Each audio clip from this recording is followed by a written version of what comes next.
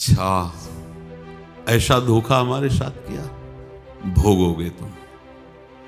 ये जो निकलता है ना भोगोगे, ये अकाट्य होता है। क्योंकि किसी का भी हृदय, मान लो किसी भी जीव जंतु को आप कष्ट दें और उसका हृदय आह भर जाए, तो वो आह वज्र की लेख है, तुम्हें भोगना पड़ेगा। वो आह किसी की ना लेना जिंदगी। कोई ऐसा कोई आह भर करके कह दिया तुम समर्थ हो, हम तो कुछ कर नहीं सकते, और अंदर से दुख, फिर तुम्हारी सामर्थ्य काम नहीं करेगी, मिट्टी में मिला देगी। ऐसा नहीं कि आप जो कर रहे हैं कोई देख नहीं रहा, कोई हिसाब किताब नहीं, जो कर रहे हैं अवश्य में भोक्तव्यम, बहुत सावधान।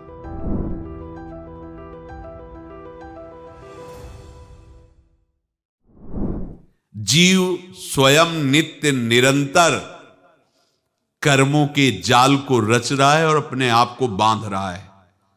आपको मुक्त होना है, बंधना नहीं है। जीव का जन्म कर्मों के अनुबंध से होता है, कर्मों के बंधन से होता है, और उसको अपना ऋण चुकाना होता है।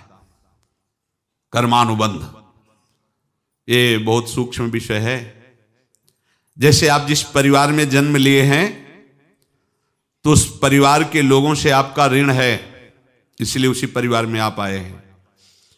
और ऋणानुबंध, उसको बिना चुकाए या बिना वसूल किए आप वहां से जाएंगे नहीं। आपको लेना है तो वसूल करना है, और देना है तो चुकाना है। ये पूर्व के जन्मों से निश्चित किया गया है। जैसे किसी के यहां पुत्र हुआ, जन्म से ही पैसा खर्चा शुरू हुआ, जो बड़ा हुआ तो उद्दंडता के द्वारा मार पूरे परिवार को क्लेश पर क्लेश देता चला जा रहा है। ये तुम्हारे कर्म का फल है। या ऐसे शक्तिहीन बुद्धिहीन ऐसे पागल पूरे जीवन सेवा करो, तुमसे अपना हिसाब चुकाने के लिए वो आया है। अब परिवार के जो सदस्य जुड़े आके, मतलब पत्नी आते ही पूरी हृदय में आनंद, परिवार में आनंद, और जीवन भर वो आनंद ही सुख देने के लिए उसका जन्म हुआ। वो अपना ऋणानुबंध मुक्त, और आते ही भयंकर क्लेश खड़ा कर दिया, बीच में दीवाल और झगड़ा वैसा, फिर अतरे दिन मारपीट शुरू, कलह अशांति, पूरा जीवन नरक हिसाब करने आए। यहां ऋण चुकाए बिना कोई जा नहीं सकता, ऋण चुकाना पड़ेगा। किसी का ऋण वसूल करना है तो किसी को ऋण चुकाना है, दोनों काम करने होते हैं। अनेक जन्मों में अनेक लोगों के साथ हमने जो बर्ताव किए हैं, अच्छे या बुरे, वो होंगे। अब किसी आदमी को हम जानते नहीं, अचानक मिला, अचानक टक्कर लगा और मार पीट गाली गुप्ता सब कर दिया, चुपचाप सह लो। क्यों?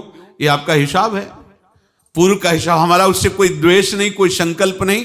अचानक घटना घटी और हमसे द्वेष करने लगा, हमें पीटने लगा, हमें गालियां दे, ये हिसाब है, चुपचाप सह जाओ।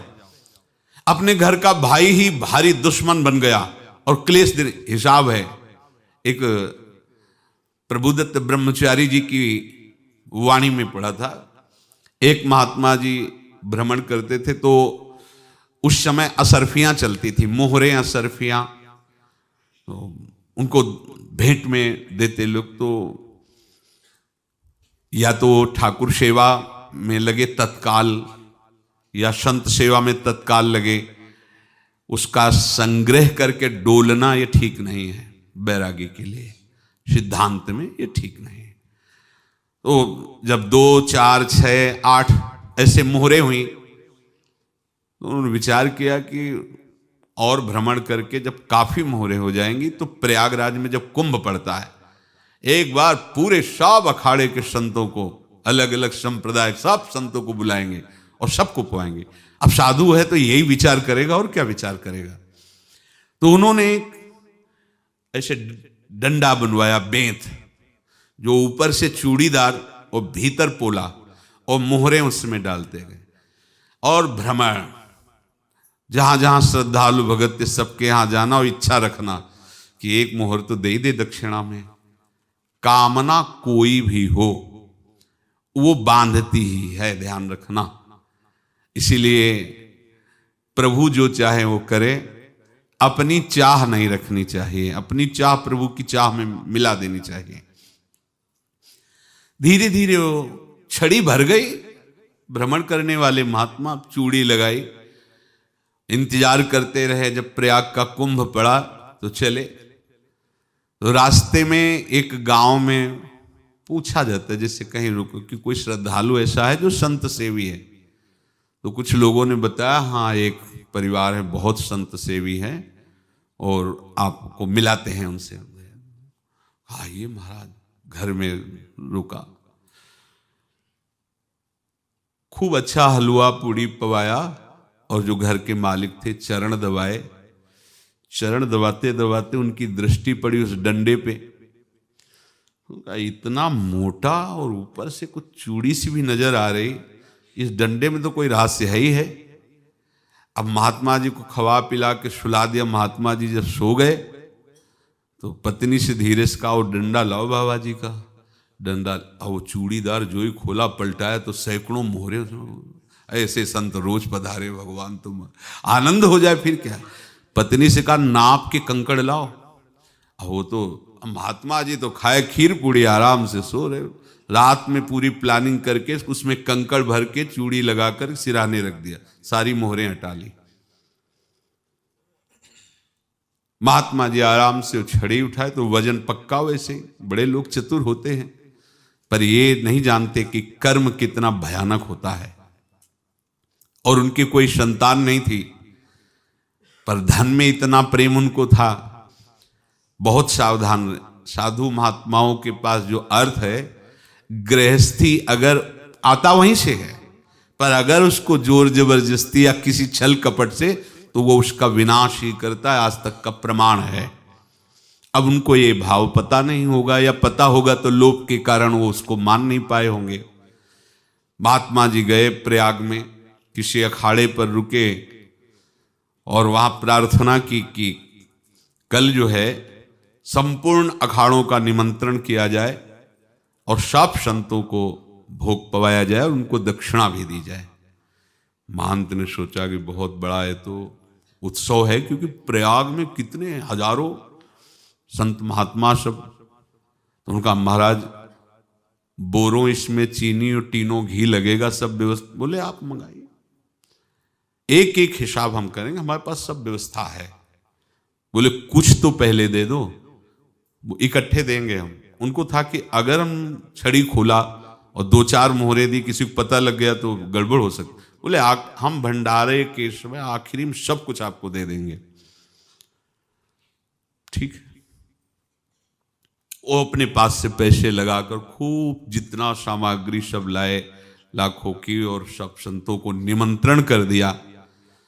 संत जन निमंत्रित हो गए, भंडारा बन रहा है। तब वहां के महंत है और उनका देखो भंडारा भी बन रहा है, संतों को निमंत्रण। अब आप अर्थ की व्यवस्था कीजिए, क्योंकि इतनी बड़ी हमारी सामर्थ्य नहीं थी जितना हमने किसी तरह हमने व्यवस्था की। अब मुझे अर्थ चाहिए, तभी आगे की व्यवस्था बढ़ेगी। संतों को दक्षिणा देंगे और जिनसे अर्थ लिया उनको दे। देखो रसोई बन गई है सब। उनका छत में विश्वास नहीं तो ये अभी चूड़ी खोली। उनको तो था ना कि मोहरे हैं, कंकड़। तो अब जैसे कितना उनको सदमा लगा होगा। हजारों संतों का निमंत्रण, रसोई बन, मतलब संत हो के छल कपट। तो उनका, महाराज आपने तो हमारा नाश कर दिया, जो महंत थे। अब बताओ, रसोई बन गई, संत निमंत्रित हो गए और आप ये कंकड़ दिखा रहे हैं हमको। आपने तो हमें बर्बाद कर दिया। हमारी इतनी सामर्थ्य नहीं थी, आप पहले बता देते। संत होकर ऐसा छल कपट। अब वो बोले तो क्या बोले, क्योंकि उनको पता था कि मोहरे हैं इसमें। अंदर से उनका चिंतन गया उसी सेठ के पास, अच्छा ऐसा धोखा हमारे साथ किया, भोगोगे तुम। ये जो निकलता है ना भोगोगे, ये अकाट्य होता है। क्योंकि किसी का भी हृदय, मान लो किसी भी जीव जंतु को आप कष्ट दें और उसका हृदय आह भर जाए, तो वो आह वज्र की लेख है, तुम्हें भोगना पड़ेगा। वो देखो भीष्म जी को भोगना पड़ रहा है ना।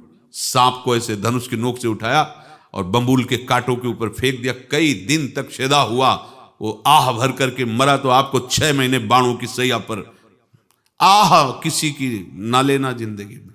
कोई ऐसा कोई आह भर करके कह दिया तुम समर्थ हो, हम तो कुछ कर नहीं सकते, और अंदर से दुखी, फिर तुम्हारी सामर्थ्य काम नहीं करेगी, मिट्टी में मिला देगी। फिर ये तो संत थे और भगवत आराधना के लिए, संत आराधना के लिए ही ऐसा किए हुए थे। अब इनका कैसे मुंह दिखाएं, अब क्या करें। सुबह संत जन आएंगे, सबके बीच में हमारी कि देखो इन्होंने, अब क्या करें। गए और संगम में जाके छलांग लगाई, अपने प्राण त्याग दिए। अब उनके तो पास मोहरे थी और व्यापार बढ़ा, और 9-10 महीने बाद ही लड़का हुआ।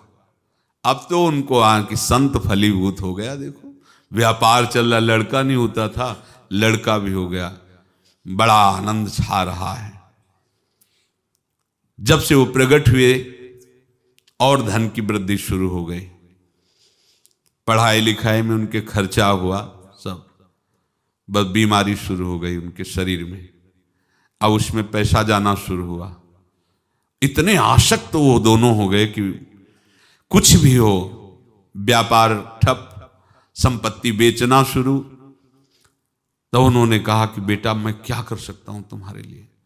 बोले हमारी अंतिम इच्छा है प्रयाग चलो, और जितने प्रयाग में संत महात्मा सबको एक बार भंडारा करवाओ, हमारी इच्छा अंतिम है, क्योंकि अंतिम यही इच्छा थी। बोले अब ज्यादा संपत्ति तो नहीं रह गई, तो बोले घर बेच दो, मेरे लिए ही तो है, बेच दो। मुझे लगता मैं बचूंगा नहीं, पर मेरी अंतिम इच्छा पूर्ण कर दो। घर बेच दिया, जेवर बेच दी। वहां गए, जब संत सेवा की तो बोले मुझे संगम तक ले चलो। संगम तक ले गए और बोले समझे तुम चुराए थे और हमने उसको छीना है, कुछ नहीं रह गया तेरे पास कुछ, अब केवल ममता और आसक्ति में जलकर मर और नरक प्राप्त कर। मैं वही महात्मा हूं जिसकी तूने मोहरे ली थी, शरीर छोड़ दिया। महात्मा को जन्म लेना पड़ा और इनको दुर्गति भोगनी पड़ी। ऋणानुबंध, होश में। ऐसा नहीं कि आप जो कर रहे हैं कोई देख नहीं रहा, कोई हिसाब किताब नहीं, जो कर रहे हैं अवश्य में भोक्तव्यम। बहुत सावधान।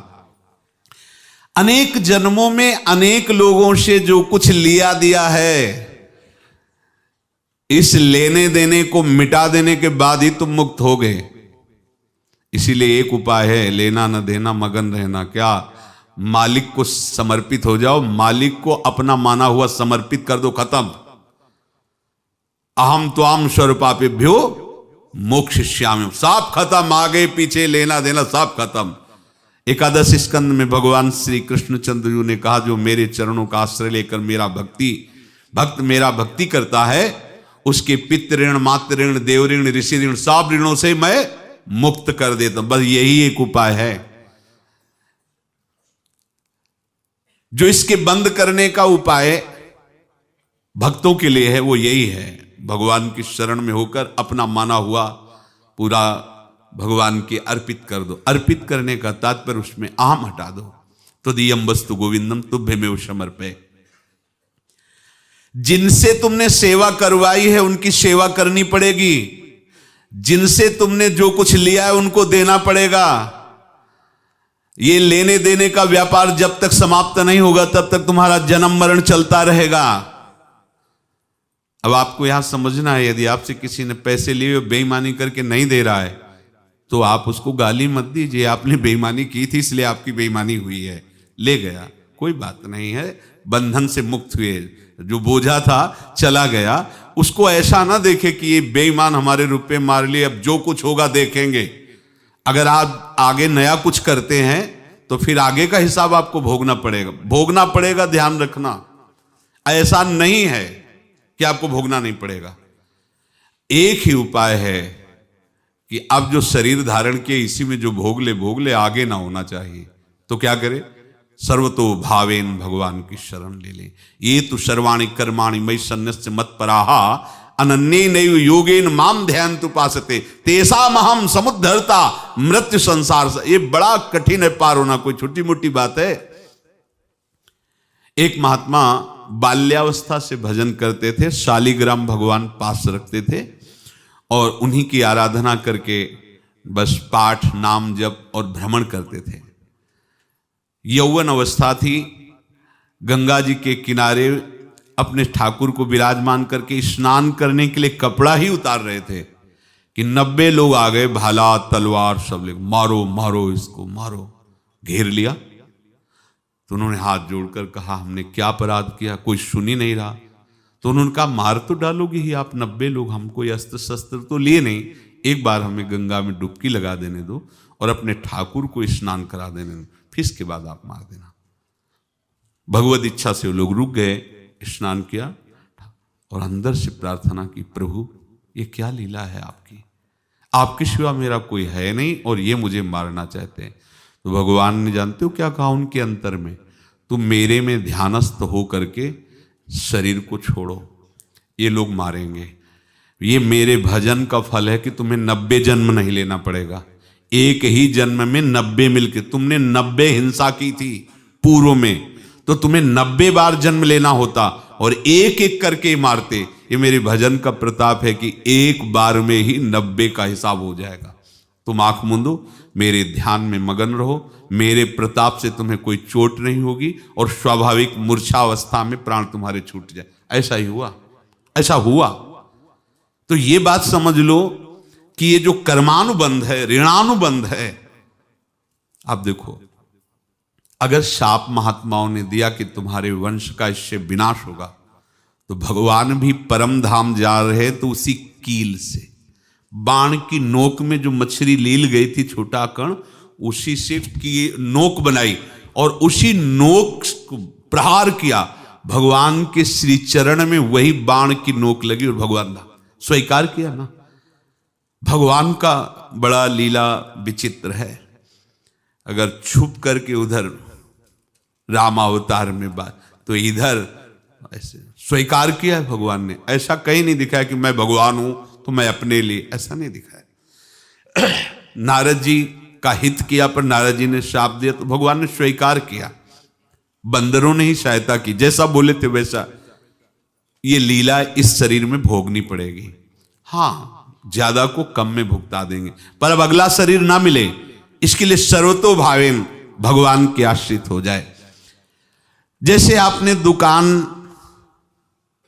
फैला रखी है तो उसमें दो काम होते हैं, लेना और देना। किसी को उधार दिया है तो हमें उससे लेना है, और कोई नगद देकर सामान ले रहा है तो उसे सामान देना है, या उधार लिया है तो हमें उधार देना है। अब अगर दुकान बंद करनी है तो तुम्हें देने वालों पर जोर देना है, लेने वालों पर जोर नहीं। लेने वाला तो जाओ हम क्षमा किया, समर्पित किया, हमारा कोई संबंध नहीं, खत्म हो जाए, वो खुशी हो जाएगा। लेकिन देने वाला तुम अगर दुकान भी उठा दोगे तो जहां भी रहोगे तुम्हारे पास वो आएगा, लाइए हमारा।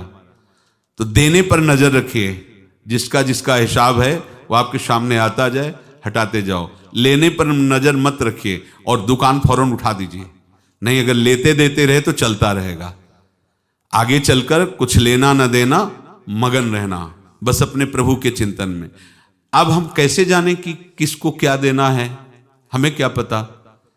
तो हम पूरा हिसाब जिनको पता है उनको दे देते हैं, समझ रहे हो?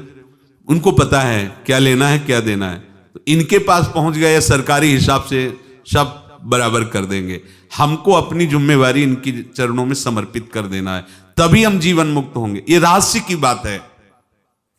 प्रभु कह रहे हैं यस्य सर्वे समारंभा काम संकल्प वर्जिता ज्ञानाग्नि दग्ध कर्माणं तमाहु पंडितम बुधा। जिसके संपूर्ण कर्मों के आरंभ संकल्प और कामना से रहित हैं, तथा जिसके संपूर्ण कर्म ज्ञान रूपी अग्नि से जल गए हैं, उसको ज्ञानी जन भी पंडित कहते हैं, बुद्धिमान कहते हैं। पूज्य श्री भाई जी महाराज कह रहे हैं जैसे वहां ज्ञानाग्नि से दग्ध कह रहे हैं, तो अपने वृंदावन वासियों का प्रेमाग्नि से सब कर्म संस्कार दग्न होते हैं। जिस समय आपके हृदय में भगवत प्रेम का प्रादुर्भाव होगा तो लेश मात्र कभी तुम्हें दुख नहीं भोगना पड़ेगा। प्रेम का प्रादुर्भाव होते ही दुख का नाश हो जाता है, महासुख। जब प्रेम का प्रादुर्भाव होगा तो समस्त पाप भस्म हो जाते हैं, अशांति नष्ट हो जाती है, संसार ज्वाला स्पर्श भी नहीं कर सकती है। जब भगवत प्रेम का प्रादुर्भाव होता है तो हो सकता है उस उपासक के जीवन में दुखों का पहाड़ टूट पड़े, परिवार खिलाफ, शरीर रोगी, अव्यवस्था, बहुत बहुत कुछ, सब कुछ। कह रहे हैं इतना सब होने पर भी उसके हृदय में कोई भी दुख नहीं होता। ये ऐसा सामर्थ्यशाली भगवत प्रेम है। भगवान के चरणारविंद का जिसके हृदय में प्रेम है, भारी से भारी दुख भी उनको विचलित नहीं कर सकता।